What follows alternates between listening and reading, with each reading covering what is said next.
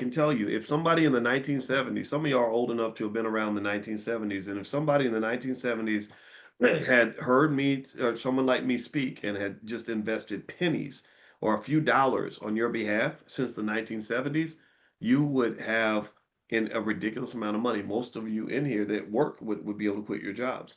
So don't underestimate the power of what you can do with compound interest. Albert Einstein once said that compound interest is the greatest force in the universe. He said that compound interest is amazing because money can grow to levels that you can't even imagine, and you just got to try.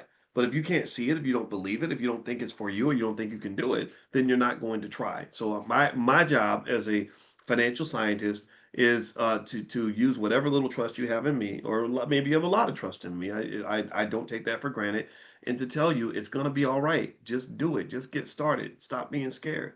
Okay. And if you're new to investing and want to just know some basics, we do have a great class, blackmoney101.com. The URL's above my head. Feel free to go to blackmoney101.com and get started. Share it with your whole family. Okay. All right. So let's keep going here. All right. So, Marcus then goes into special notes on interracial marriage and race purity. Interesting. He says, for a rich Negro to marry a poor white is an unpardonable crime and sin. Ah, ooh, you know this is gonna be good. Now, let me keep reading. He says, for a rich Negro to marry a poor white is an unpardonable crime and a sin because it simply means the transference of wealth from one weight race to another and the ultimate loss of that wealth to the race. It is logically evident that if the Negro is rich, he gained all or most of his wealth from his race. Ooh. Therefore, to ignore the opposite sex of his race and intermarry with another race is to commit a crime or sin for which he should never be pardoned by his race. And I gotta apologize to anybody who's married to white people. Like, ooh, buddy, that's as clear as it gets.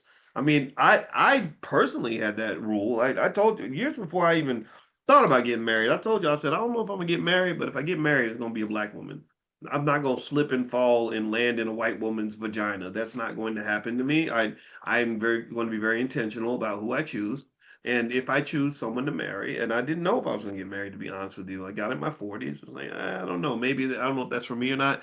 Marriage takes work, preparation, growth. But yeah, I was like, no, I'm gonna marry a black woman. Well, how do you know? You may just fall in love. No, I don't fall into nothing. You choose to step into love. You should be stepping. You should be falling into stuff. You step into stuff. You step into your power. You step into your destiny. You don't fall into it. Let's keep going. He says here, um, let me see. Hold on. Teach the people to abhor such Negroes.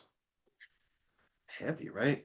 Now, just so you know, this is his perspective. This is not everything aligns with everything that I might feel, but you ain't got to feel how I feel or how he feels. You feel how you feel, but this is a perspective.